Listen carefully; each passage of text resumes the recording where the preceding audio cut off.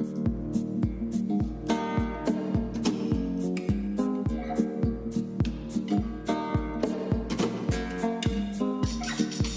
Tania. Hi.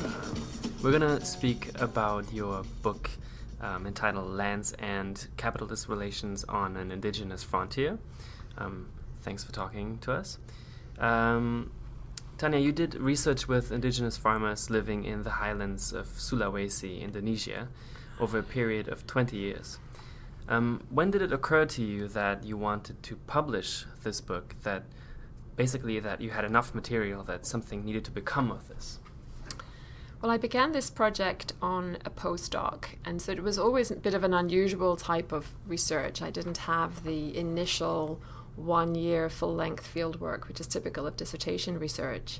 And many long-term projects start off with that intense first year and then are follow-up. People go back. But I never had that initial long period. I began this on a postdoc, and I never had more than 12 weeks was the longest time I spent there, because I was teaching by that stage, so I didn't have that amount of time. So that did make me initially nervous about the idea of it becoming an ethnography. I thought, I'm learning a lot, I can use this material in the context of other arguments and debates, but the idea that it would actually be a full-length ethnography came slowly. And I think one of the reasons also was language. It's a bit of a no-no in anthropology to write an ethnography about a place where you don't speak the language fluently. And although I do speak fluent Indonesian, I didn't really master the Highlanders language. I had to use an interpreter. And so that again made me think, this isn't really good enough. But when I looked back on it, I thought actually the transformation which took place here over these 20 years is truly a remarkable one and possibly unique, in the sense that I was there and present when people were doing agriculture on common land. They had an effective commons, a collective system. They then enclosed it by themselves, and they engaged in a whole new form of production. So many things changed, and I was there all along. I was there every few years, asking what was going on, figuring out what were the dilemmas people were currently stumbling over, what was on their mind, what was changing in the landscape, so that was actually worth telling as a whole, as a single story. And so that's when I decided to write the book. So during your fieldwork, who did you spend most of your time with, and could you tell us where exactly you spent time with these people? Right. So the focus was this area I call the Lauje area, which was a set of dasas, in this particular coastal zone, basically one language group, the Lauje people.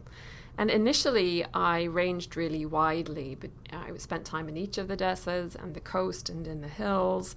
And what I was trying to do at that stage was to get a grasp of who these people really are. Were they coastal people who'd fled to the hills? Why were some Muslim, others were animist and Christian? Why did some groups view others with such enormous disdain? Where did this come from? Who were these people who came down to the market clutching their blowpipes? What was their relationship to the people on the coast? That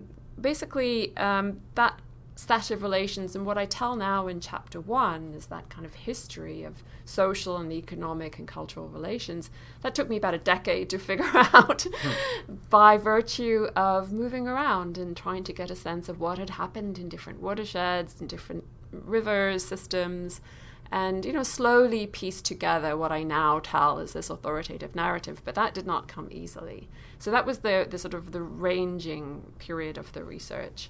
But I did realize after 2 or 3 years that my relationships with people were quite shallow, because I only ever stayed for 2 or 3 days. And so that I thought, okay, I've got to choose 1 or 2 neighborhoods and really dig in there. I've got to spend extended time there. I've got to know who's who, know everyone's names, know who are their kids, who they're related to. And that also enables you to be party to gossip. Someone's talking about a neighbor, and you know who the neighbor is because you also know that person. And so you start to get a whole other flavor for the social dynamics. So that was basically the strategy. And to the end, I maintained quite a wide range, at least 10 places I routinely visited at least for 3 or 4 days. and also 1 or 2 sites where I would spend 1 or 2 months, depending on how much time I had. Well, but 10 spaces, sounds quite a lot. It is, and they don't figure in the book. In the end, I couldn't incorporate all of that, but they did help me to feel that I understood a broader dynamic. It wasn't just the idiosyncrasies of the particular neighborhoods where I ended up spending a lot of time. I think it's quite an interesting feature of the classic village study that, one village comes to stand in for a whole.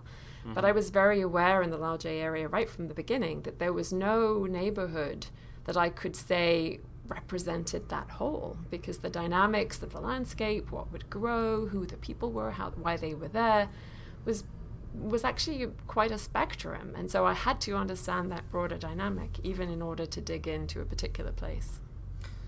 So your book contains these very detailed descriptions of social and economic relationships, which you were able to cover by going to different places and speaking to a diverse range of people. And so you show how these relations to land and how they change over time. And at the same time, it's not a very thick book. So how did you decide? I think that's a very difficult decisions that ethnographers all face. How did you decide what to include in the book and what not? Because I imagine the book could have been much thicker. Yeah, that's true. Right from the outset, I wanted to write a book which could be widely read, and perhaps taught in courses and so on. So I had length in mind, and I knew I was going to have to make those selections. The thing about ethnographic work is that the way you conduct it is all about the details and the specificities. Everything is a particular event, who, what, when, how, why. And so what the data comprises is mountains and mountains of specificity. You've seen my office, right? The piles of yes. field notes, the notebooks, the transcripts, etc. It's a vast source. So what I did in terms of to manage that amount of data during the fieldwork was each time I went back after 2 or 3 years, I would reread all my notes from previous trips. And I had a system of index cards where I would recall who was who, particular events and things I wanted to follow up with, people I wanted to check in on because I was interested in them because of something that had happened in the past. So I tried to sort of pick up again at the level of detail on each occasion. And I think that's part of why I ended up with some fairly rich ethnography despite its dispersed nature.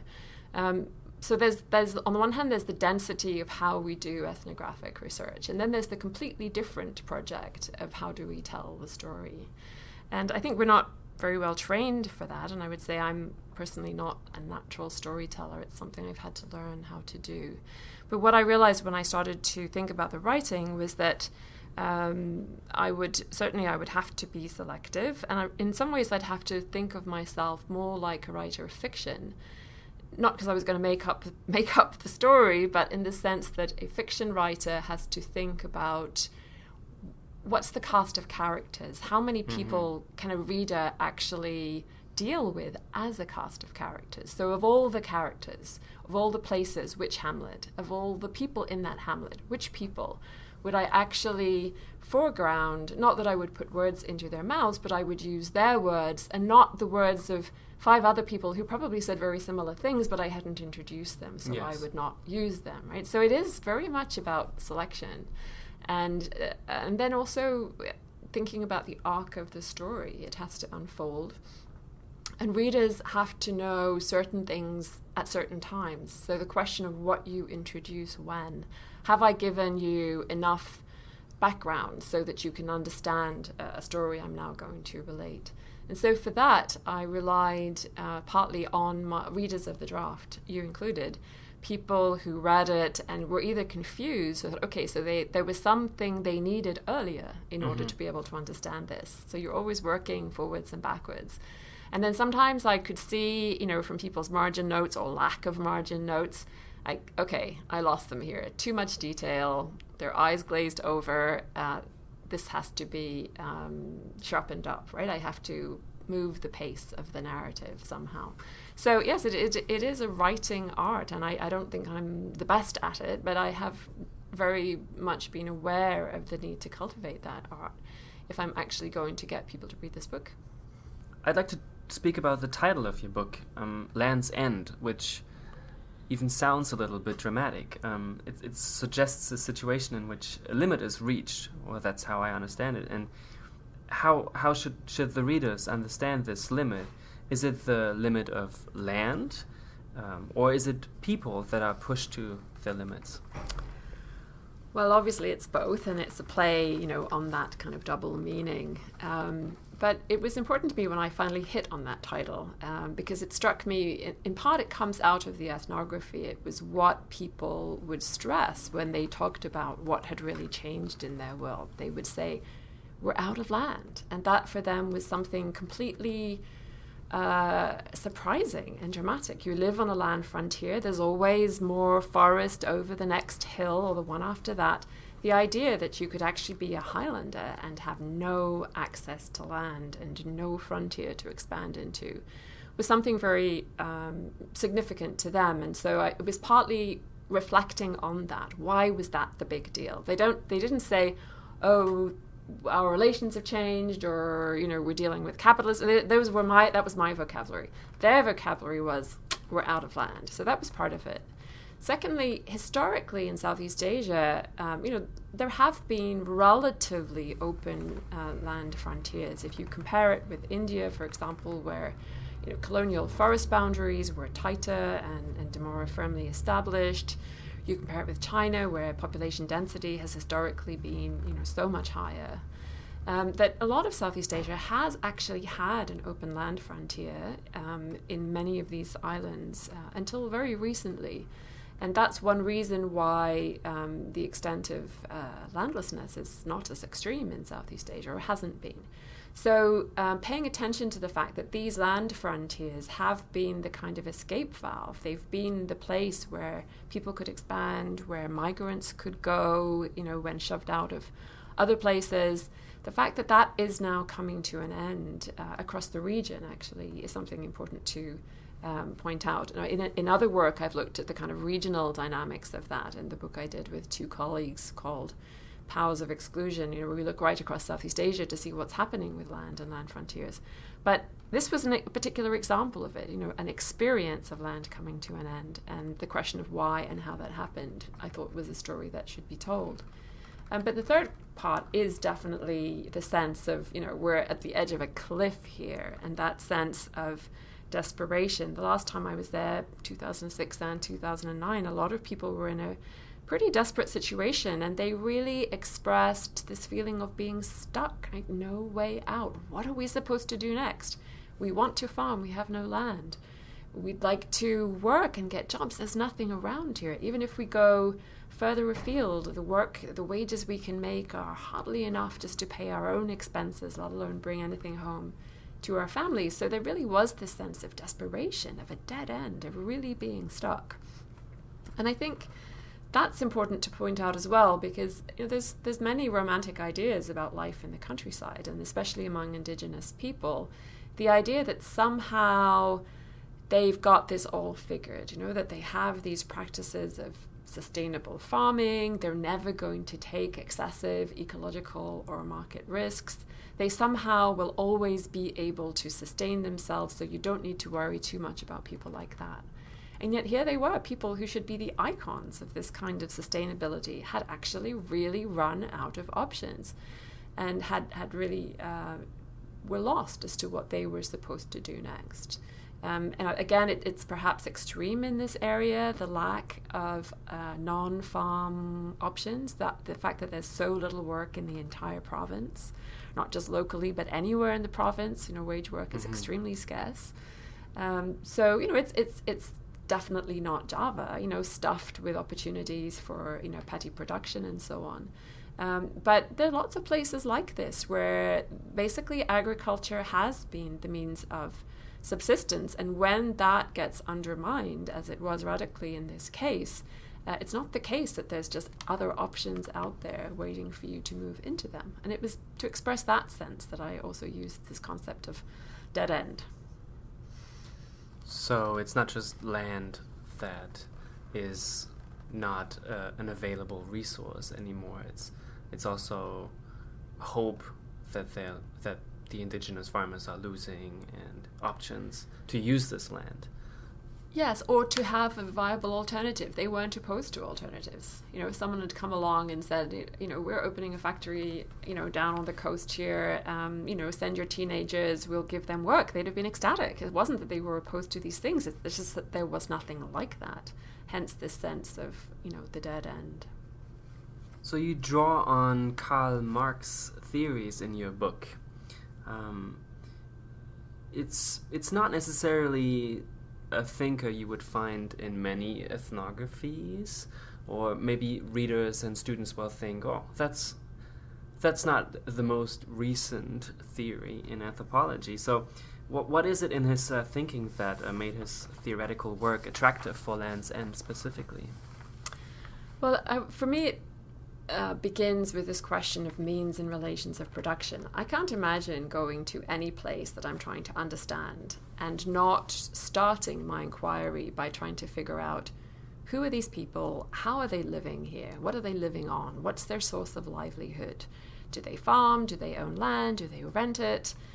Basically the question of how people survive, which has to do with the means of production they can access and how they relate to them, seem to me absolutely fundamental. And I can't really picture doing any kind of ethnographic work without that in my toolkit. So I think we can thank Marx for that, or at least I thank my training in a kind of economic anthropology which stressed those very grounded initial basic questions. How are the people living here? That's my basic toolkit, and I carry it with me everywhere, and it always pays dividends to ask those questions. So it's partly as basic as that. But secondly, this question of capitalist relations. I think I did not start out this project thinking about that or looking for that. That was more when I was reflecting in 2006, when I was trying to begin to plan the book, and I thought, how can I really account for the dynamic of what happened here? Why did the privatization of land lead so quickly to inequality? Why was it so difficult for people to hold on to what they had? Why weren't they just able to carry on with a bit of corn and a bit of cocoa and, just do the middle farmer thing where they could somehow balance? All the literature suggested they should have been able to do that, and they couldn't do that. And so I needed a way of understanding that dynamic. What was the dynamic here which was causing these processes to be so overwhelming and so compulsory? And of course, Marx gives us a way of thinking about that. But in particular, what I found very helpful was the work of Robert Brenner and Alan Wood, because they had, looking at this question of the emergence of capitalist relations, specifically in agrarian contexts, and pointed out the key difference between market as an opportunity. You have a surplus of carrots and you sell them and you make a bit of money, and that's nice. But if no one wants your carrots, you'll still survive. And if you choose not to grow carrots anymore, you'll still survive, right? That kind of market as an expansion of opportunity versus market as compulsion, as in, if I don't sell my labor, I won't live. Yeah. If I can't sell my cocoa at a competitive price, like basically if I can't both sustain my family and my cocoa, I can no longer be a farmer, and I have no choice in the matter, right? So it was moving away from any kind of vocabulary of choice, or that you have a field of options in front of you, and understanding how this set of relations could become so constraining without anyone willing it to be so. Again, I found, in Marx in general, and in that work of Brenner and Wood in particular, a way of making sense of that. And I think the third thing is that, a lot that, of course, this is far from unique, right? A huge slew of work on agrarian studies and peasant studies, used Marxist theories in order to try to make sense of in what context would peasants stay relatively stable, in what context would you have differentiation of the kind that happened in this case. So there's a long history of looking at rural societies with precisely this framework in mind. there was a sense in which some of these debates, I think, had become rather arcane. Students had lost interest. People were no longer teaching that material. But it seemed to me there's a whole rural world unaccounted for if one stops asking those questions. And what came up in its place was a type of rural research really motivated by and closely linked to social movements which were interested in issues like food sovereignty, food security, sustainability, indigeneity. And it's not that these things are unimportant. These were advances in certain kinds of debates, and I've also been engaged in those debates. But there remains this question of how people access the means of production and under what conditions they can sustain that access or they're going to lose it, which I felt still needed to be discussed. And it wasn't as simple, and it isn't as simple as the big bad global corporation comes along and grabs your land.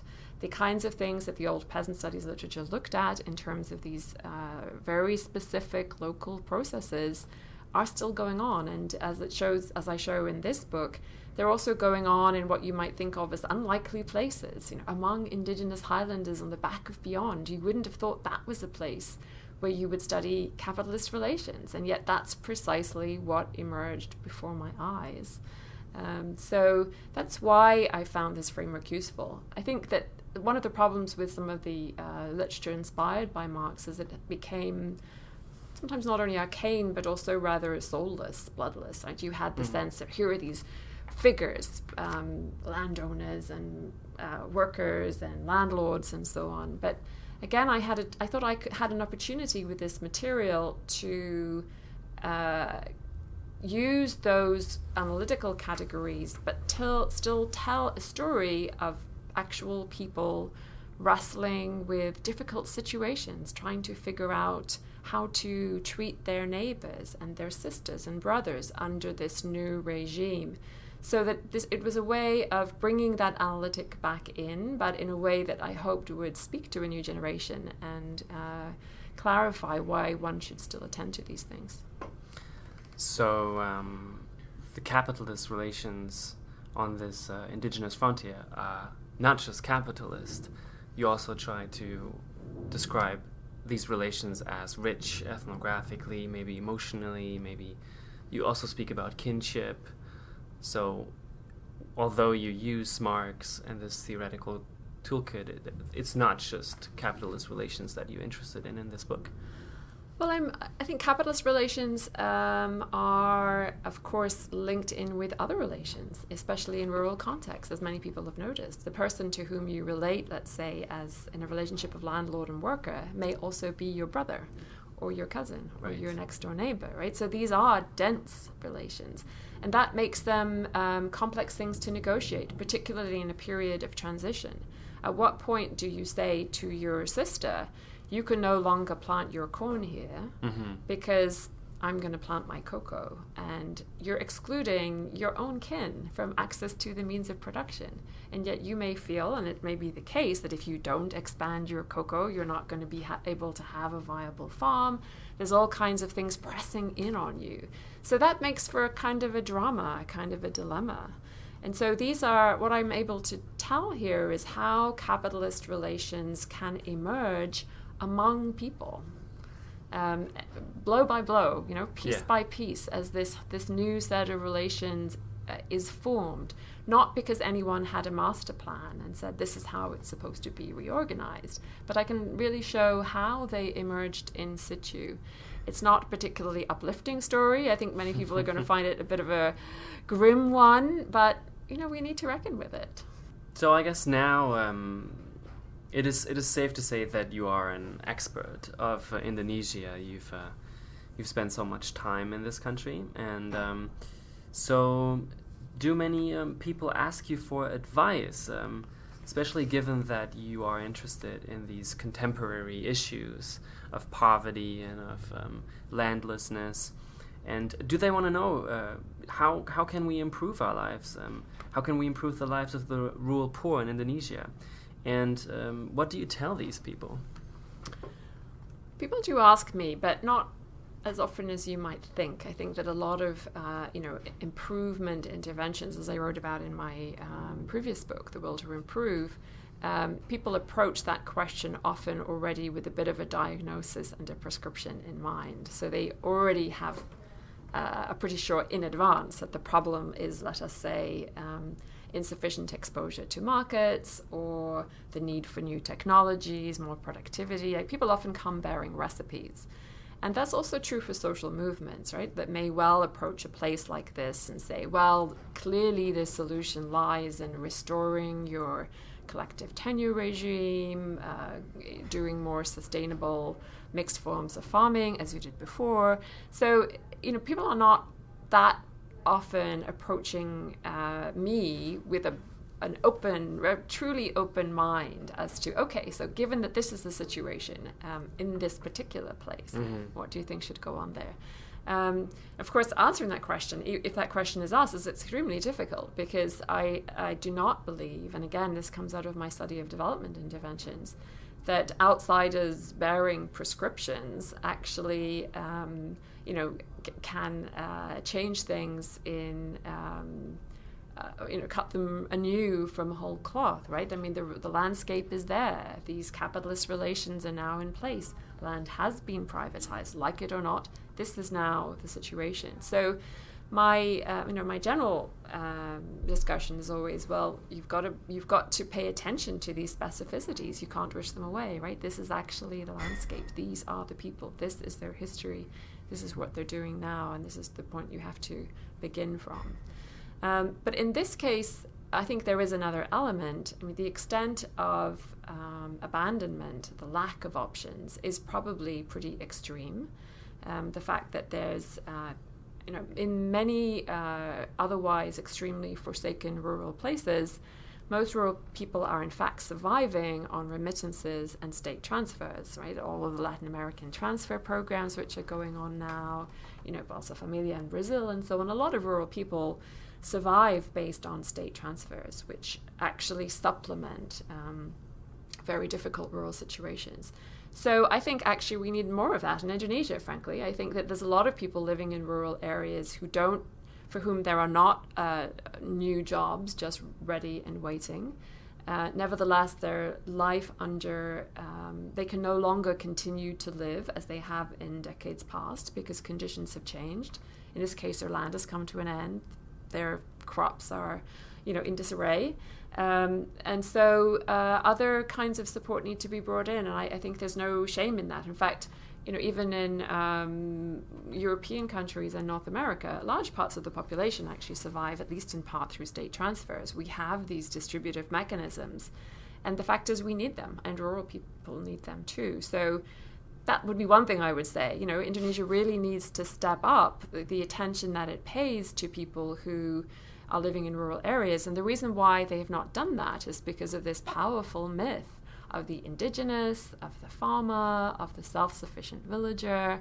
And so puncturing that myth with this book, miserable as it is, because people are very fond of that myth and want to believe in this alternative, but I think it's important to say, actually, not so fast. Things are not going well here. We do need to be paying attention. We can't just say, leave it to them, they've got it all figured, they'll find a solution. That's actually not the case. I'm convinced it's not the case. So that there is a politics to that, then, to telling the story in this way and in terms of what should happen next. Well, thank you, Tania, on this insightful and hopeful note. We're going to end this interview, and hopefully we're going to hear from you again soon. Thank you.